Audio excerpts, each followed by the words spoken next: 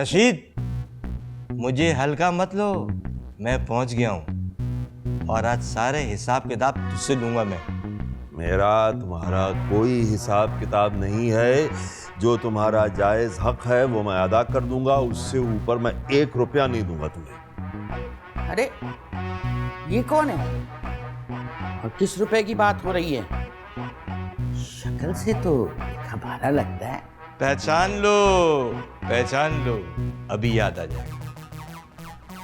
मैंने पहचान लिया। ओ, ये तू है बेवकूफ। मैं वो ही हूँ। कैसी हो तुम?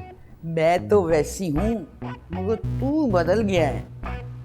अरे मैंने तो तुझे तेरी आवाज से पहचाना है मजीद। कहाँ था इतने सालों से? अम्मा, मैं हैदराबाद में था। मजीद, तूने बहुत गलत किया। इधर रशीद मुल्क से गया और तू मोहल्ले से गया, और आज 25 साल के बाद तू अपनी शक्ल दिखा रहा है। बस अम्मा, जाना पड़ गया, कुछ मजबूरी थी। अब तू पक्का पक्का आ गया है ना? नहीं अम्मा, मैं रशीद से मिलने आया हूँ।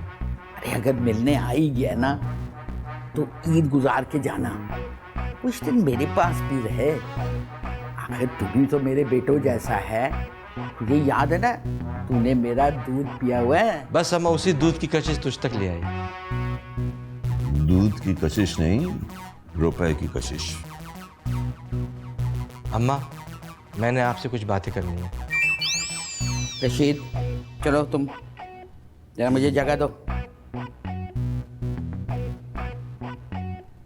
हाँ बेटा। अम्मा,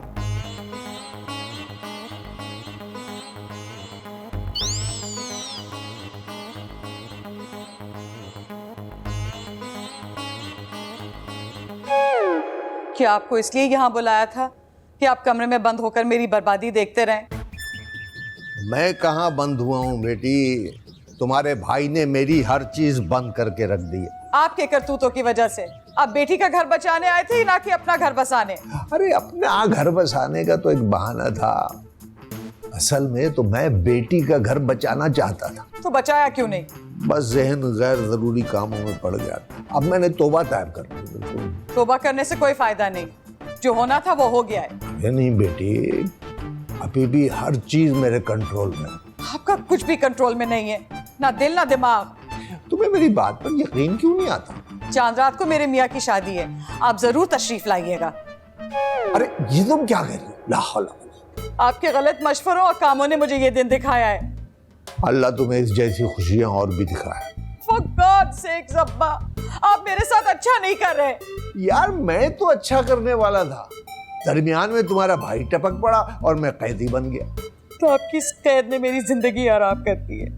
अरे अभी भी 2 दिन बाकी हैं, 48 घंटे में कुछ भी हो सकता है। कुछ नहीं हो सकता। तुम तो ऐसे रो रही हो जैसे रशीद के अलावा और कोई है भी नहीं। तुम तो सलमा बेटी इतनी तंग नजर कभी भी नहीं थी। सारा अमेरिका भरा पड़ा है लड़कों से। अरे रशीद से नजर उठाकर कहीं और रख दो। मेरा घर टूट रहा है और आप मुझे नजरों की तब्दीली के मशवरे दे रहे। अरे बच्ची, नहीं, अब तुम फिक्र ना करो। अच्छा देखो मैं करता क्या, बुढ़ा हो गया हूँ मगर दिमाग में अभी भी शैतान है।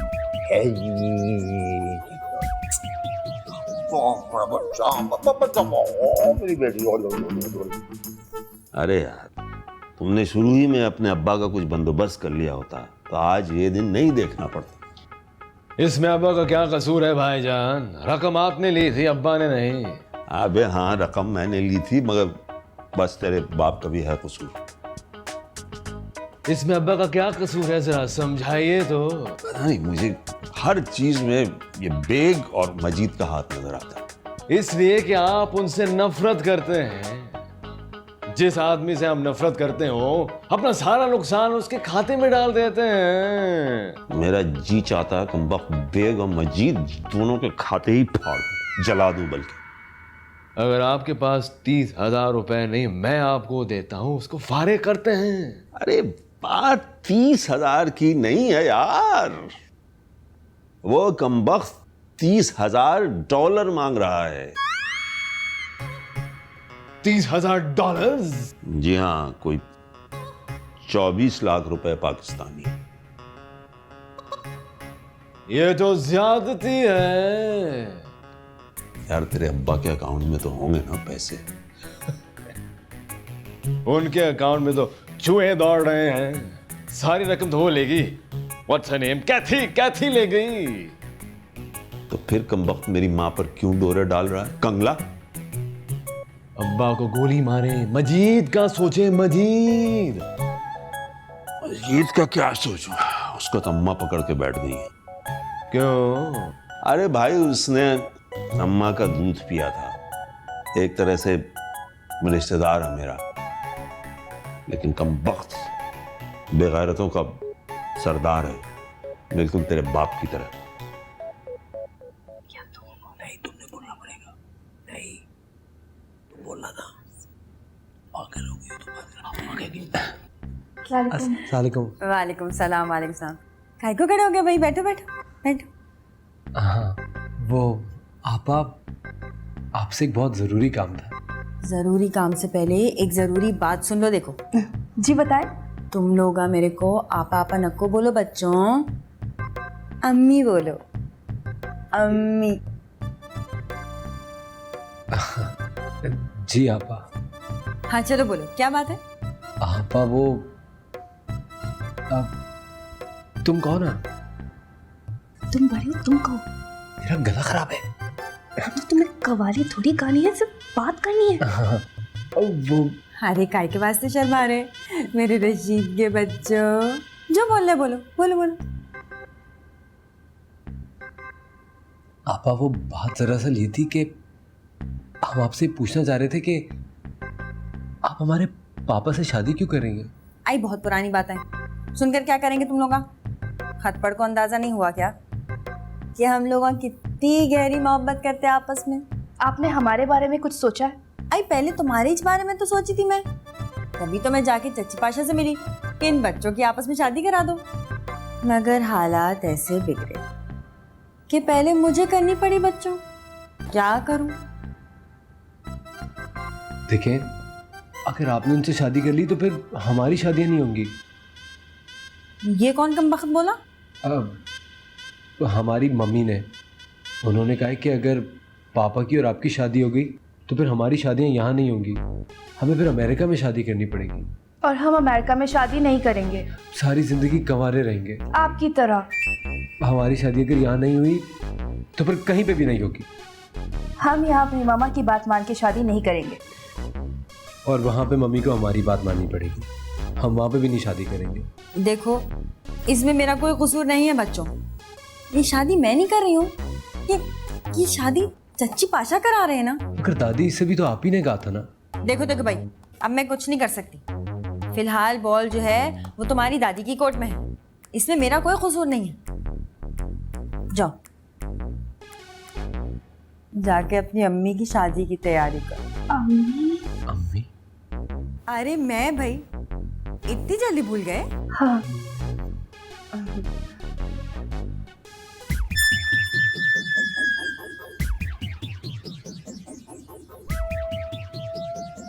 क्या मैं आपके हिसाब में घुस सकता हूँ? मे आई इंटरप्ट? अरे साहब, आपका अपना घर है, आप जहां दिल चाहे घुस सकते हैं। वैसे आप हैं कौन? मैं रशीद की माँ का अब्बा हूँ, अमेरिका से आया हूँ, अशरफ बेग।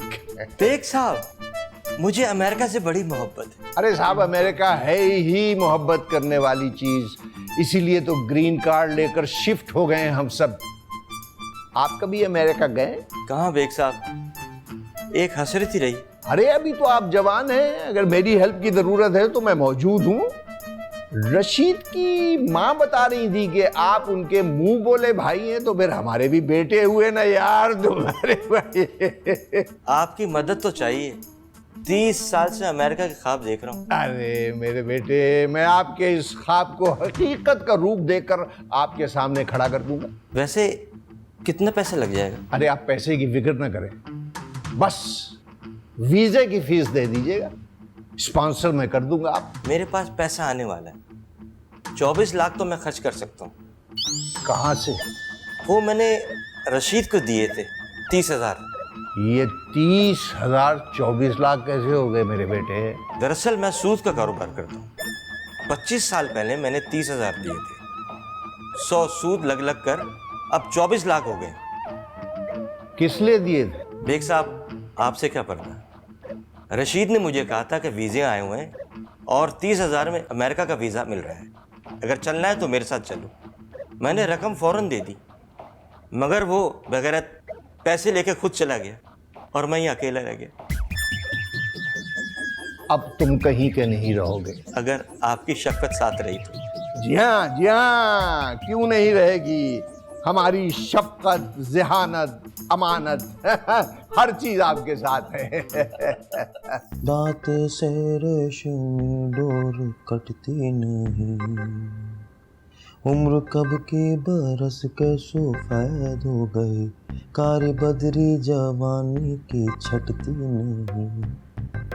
सज्जू, एक बात पूछूं, बताएंगे? हाँ आपा, आप जो बात भी पूछेंगे ना, मैं इंशाल्लाह ताला तसल्ली बख्श जवाब दूंगा आपको। देखो, मैं कोई गुनाह तो नहीं करी ना, किसी का हक तो नहीं मारी ना? कहीं को आपा, आपका अपना आईना है, आपका अपना मुंह है, इसमें किसी का हक मानने वाली कौन सी बात है? अरे भैया, मैं सिंघार के बारे में नहीं बात कर रही हूँ ना, शादी के बारे में कर रही हूँ। मैं सलमा का हक तो नहीं मार रही हूँ ना? अरे सलमा मारी आपका हक, उसको रशीद से शादी नहीं करनी चाहिए थी। अरे उसको क्या मालूम था कि रशीद मुझसे मोहब्बत करता है भाई? अरे वाह वाह वाह वाह, अच्छा बोले आप। ये अमरीकियां जो होते हैं ना, इनको सब मालूम होता कौन किससे प्यार करता, कौन किससे नफरत करता। हो चालाक होते हैं लोग। इसका मतलब मैं बेकसूर हूँ? बिल्कुल बेकसूर हैं आप, 100%। लेकिन मेरे दिल पे ये बोझ काहे को है सज्जू? अरे तो गैस चढ़ गई होंगी आपको।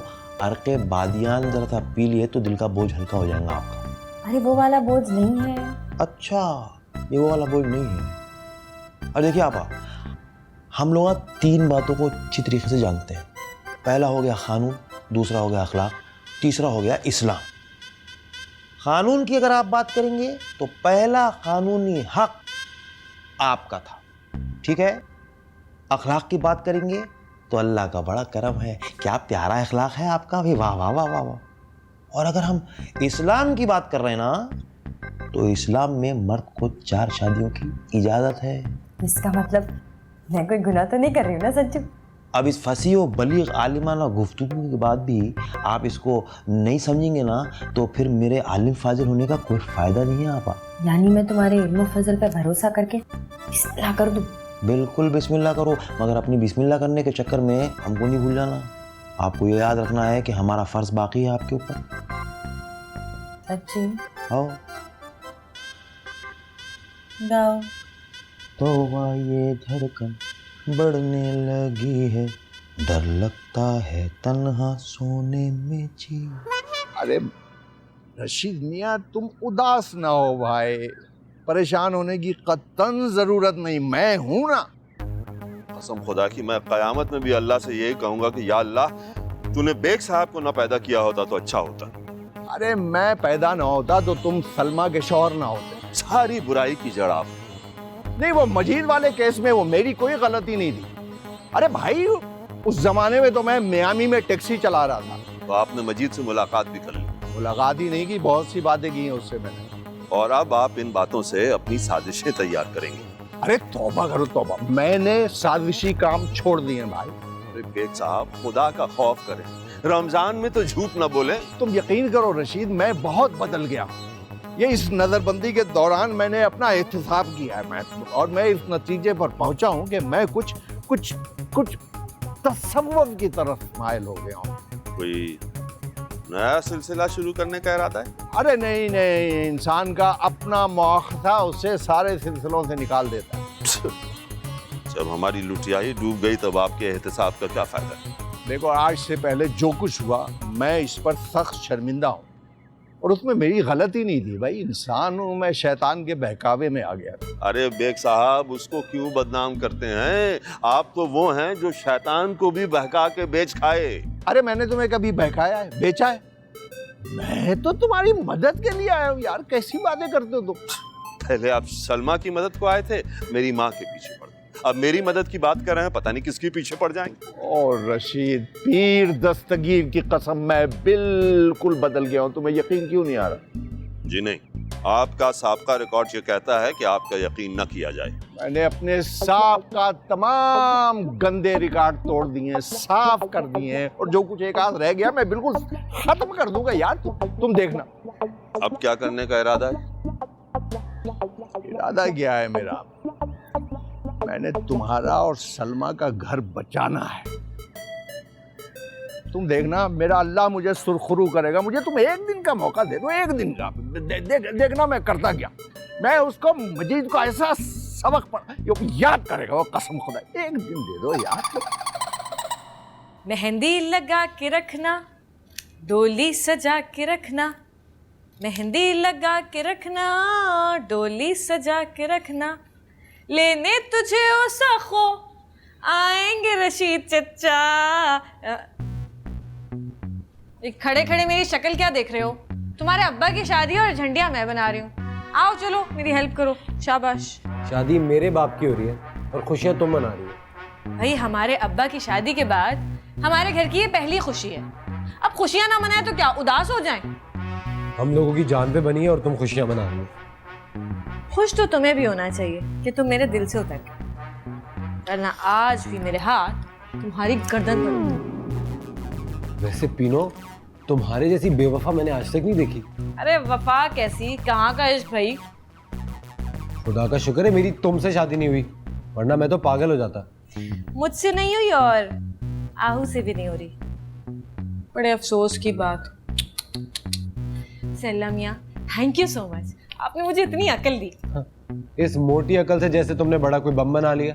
और नहीं तो क्या। वो तो अच्छा हुआ कि मैं तुम्हारे चक्कर में नहीं पड़ी और वक्त पर पार्टी बदल ली, वरना आज मैं भी रो रही होती। खालिद मामू तुमसे कभी शादी नहीं करेंगे, वो तुम्हें पसंद ही नहीं करते। वाह मुन्ने वाह, खुद परेशान हो तो चाहते हो कि मैं भी परेशान हो जाऊं और मुंह लटका कर बैठ जाऊं। तुम खुद देख लोगी। देखोगे तो तुम सब देखते रह जाओगे जब मेरी तारीख तय हो रही होगी। मम्मी ऐसा कभी नहीं होने देंगी। तुम्हारी मम्मी सिर्फ तुम्हारी जिम्मेदार है, तुम्हारे मामू की नहीं। तुम्हारे मामू के जिम्मेदार तो सिर्फ नाना है, जो मेरे हाथ में है। तुम्हारे हाथ में? हाँ, मेरे पास उनका एक राज है। मैंने एक दफा उनकी हेल्प की थी और अब वो मेरी करेंगे। संभल के रहना, नाना परले दर्जे के चोर हैं। अरे वो चोर हैं तो मैं भी कोई डाकू रानी से कम नहीं हूँ। देख लेना, उनको मेरी बात माननी पड़ेगी। चलो फजूल बातें बंद करो और जाओ ये झंडियां सुखाने के लिए डालो। चलो हाँ, कुछ काम भी कर लिया करो।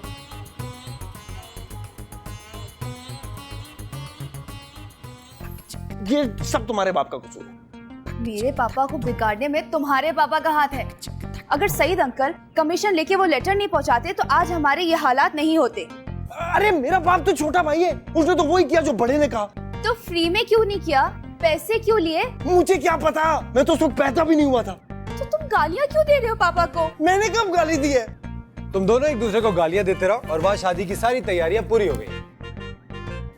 ये क्या है? खुद ही देख लो, पीनो ने बनाया। क्यों? पापा और सखो आपा की शादी के लिए।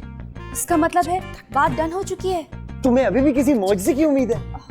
अगर लोग हमारे पापा की शादी पे इतनी खुशियां मना रहे हैं तो हम क्यों नहीं मना सकते? हाँ, तुम्हें किसने रोका है? तुम भी खुश हो जाओ। हम सबको खुश होने से किसने रोका? क्या मतलब? मतलब ये कि हम भी अब्बू की खुशी सेलिब्रेट करेंगे। किस खुशी में? खुशी में नहीं, दुश्मनी में, पीनों की दुश्मनी में। जो वो करेगी ना, हम उससे ज्यादा करेंगे।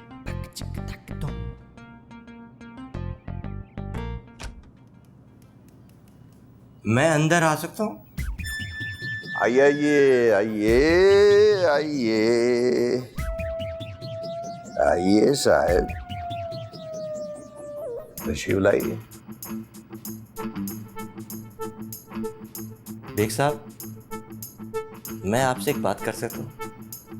जरूर कहिए, 1 2 3 4 5 बार कहिए। वो आपका दामाद मुझे पेमेंट दिए बगैर शादी कर?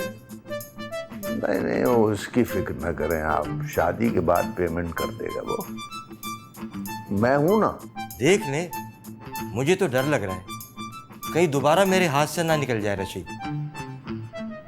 ऐसा नहीं होगा। वो बच्ची पाकिस्तान में रहने के लिए जिद कर रही है, बहुत मुहिब्बे वतन हो चुकी है। बेग साहब एक बात तो बताएं, जी जी। आपकी बेटी फौत हो चुकी जो रशीद दूसरी शादी कर रहा है? वो जिंदा है भाई, माशाल्लाह। मुंह का जायका बदलने के लिए कर रहा है दूसरी शादी। हमारी एक नहीं हो रही और वहां दूसरी हो रही है। वैसे ये बताएं कि किसके साथ हो रही है? सखो से। सखो? सखो अभी जिंदा है? अल्हम्दुलिल्लाह।